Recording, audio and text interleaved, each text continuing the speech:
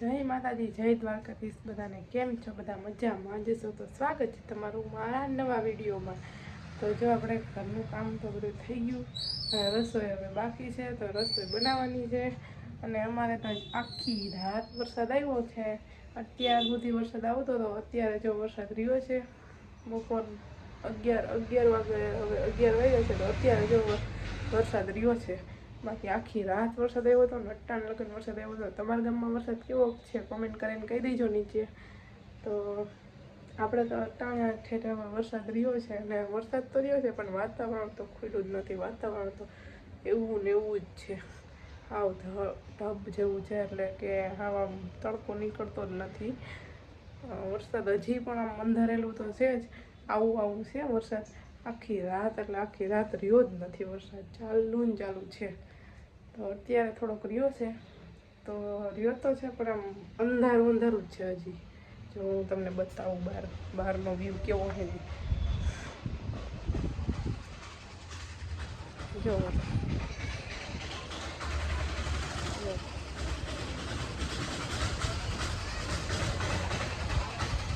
તો અમારે તો આજ વરસાદ આવ્યો તો, આમ તો રોજ આવતો નથી, કેમ કે થોડો આવીને વહી જતો હતો વરસાદ.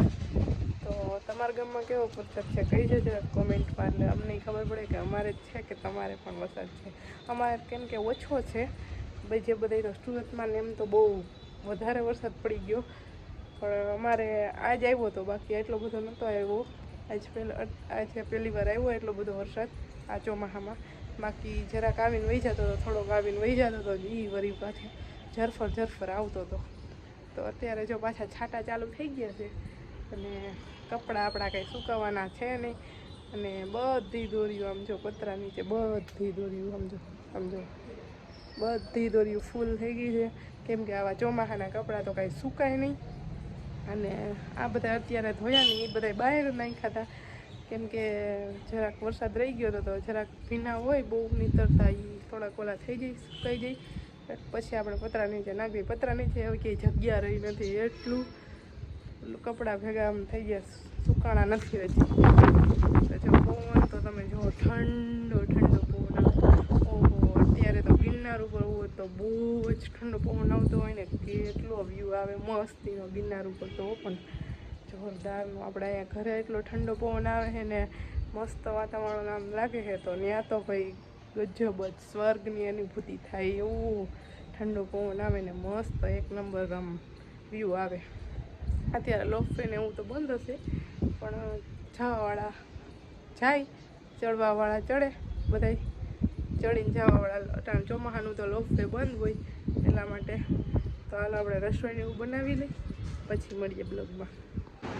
તો જો સવારમાં હજી રાંધવાની તૈયારી કરતા હતા ને, ધ્યાન છે બેન અહીંયા રમવા આવી ગયા છે. જો એ રમકડે રમે છે.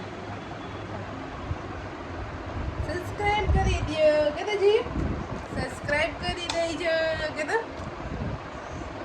જો આ કેટલા બધા રમકડા છે ને એની પાસે અહીંયા પડ્યા ની બધા રમકડા છે ને, જો તો એને છે ને પાણીનો શીશો છે ને એ જ ગમે છે. જોજો જો હજી તો હેઠે પડ્યા છે એટલા, મમ્મા મોલમાંથી હજી હમણાં લઈ આવ્યા છે કેટલા બધા. અને તો એને છે ને આ પાણીનો શીશો જ ગમે છે. જો શીશામાં કેવી રમે જુઓ.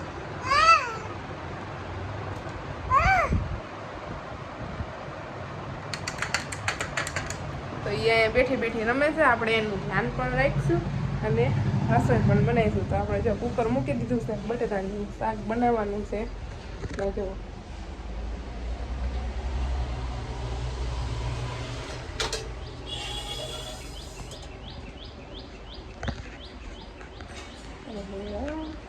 કોઈ શૂટિંગ કરવા વાળું ન હોય ને, એટલે પછી જો આવું થાય.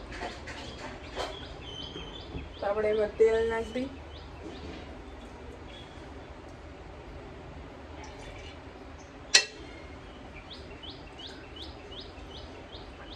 જેમ બધા જેટલું તેલ નાખતા હોય એટલું નાખવાનું શાક પ્રમાણે.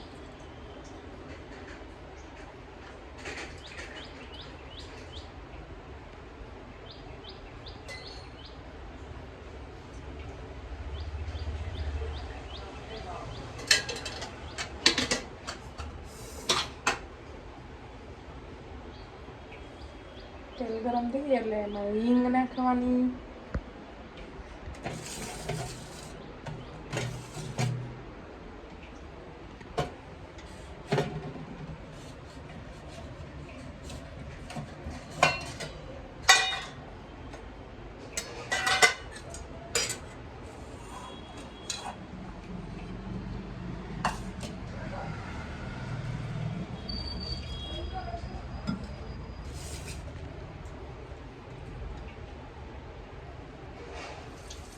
પછી બટેટા નાખી દેવાના,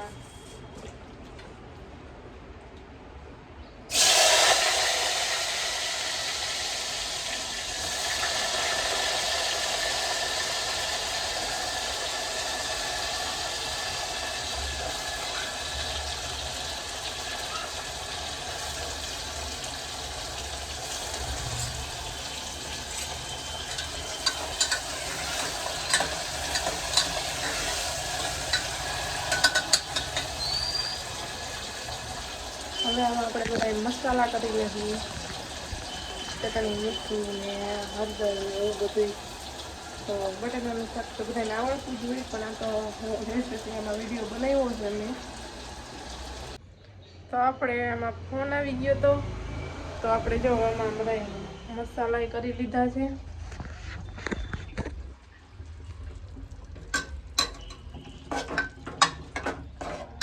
મારા પતિદેવને તીખું તમતમતું ભાવે છે એટલે તીખું તમતમતું બનાવ્યું છે.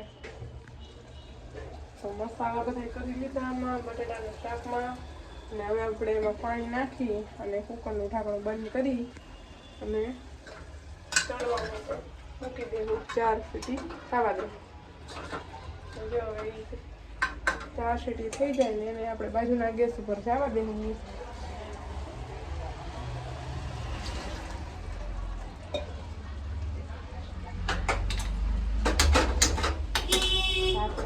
થવા દીધું બાજુના ગેસ ઉપર અને અહીંયા મૂકી દીધી તાળી, કેમ કે એક બાજુ રોટલા થઈ જાય ને આપણે તો ટાઈમે જમવાનું થઈ જાય ફટોફટી.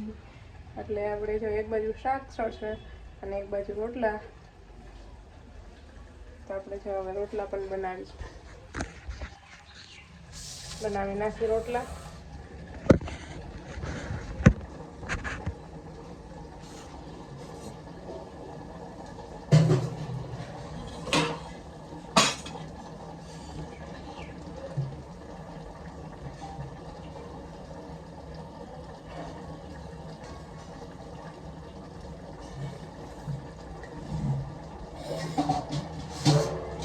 રોટલા આપણે મોટા મોટા બનાવવાના હો,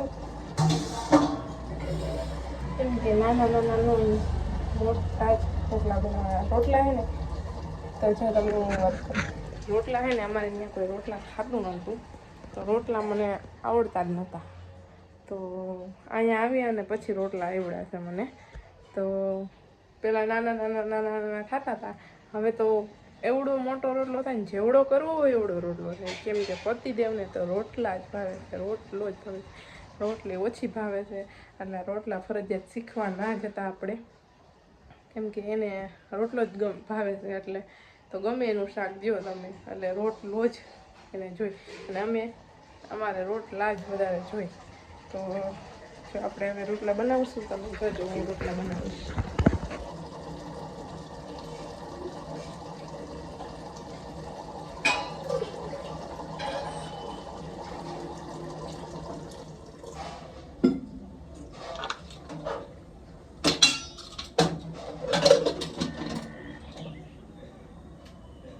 તો જો આપણે હે ને કાચરોટમાં થોડુંક મીઠું નાખી દઈશ. મીઠું છે, મીઠું નાખી દીધું. પછી નાખીશું એમાં પછી પાણી નાખશું અને હવે બાજરાનો લોટ.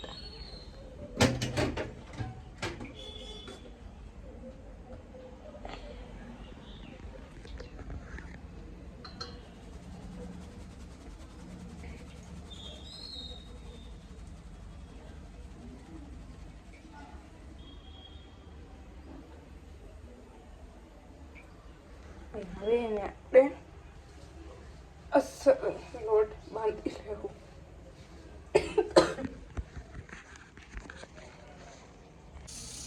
જો લોટ પણ આપણે એને ભેગો કરી લીધો છે, મસ્ત મજાનો મસળી લીધો છે. અને હવે આપણે રોટલો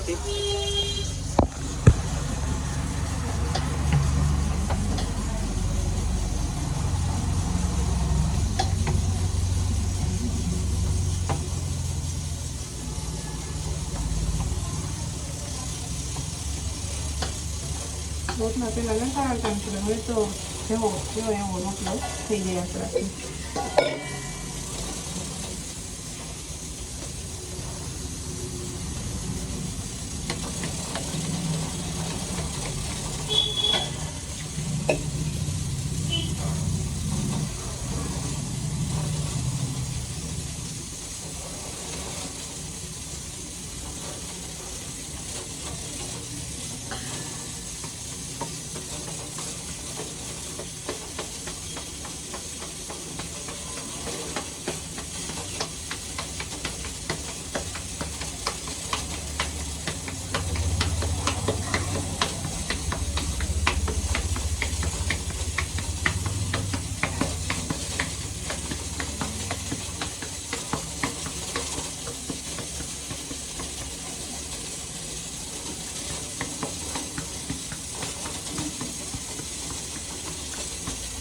જો બની ગયો રોટલો મસ્ત મજાનો એક નંબર.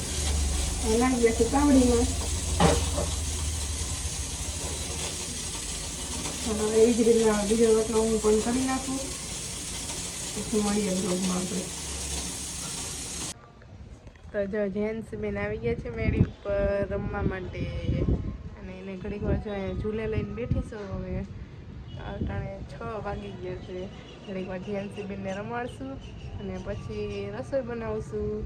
તો જેન્ટ્સ બેન જો કેવા બેઠા છે, એ જ પૂછું છું કે જો આપણે કેમેરો ચાલુ કરીને એટલે એવું સમજ હોય ને. ક્યુટી ભાઈ, ક્યુટી ભાઈ. રાધે રાધે કરો. મન મોજી લીધું, બધું આવડે છે બધું, પણ એને કરવું હોય ને તો જ કરે એવી છે. અને જીદીલી બહુ છે ને ખારી બહુ જ છે.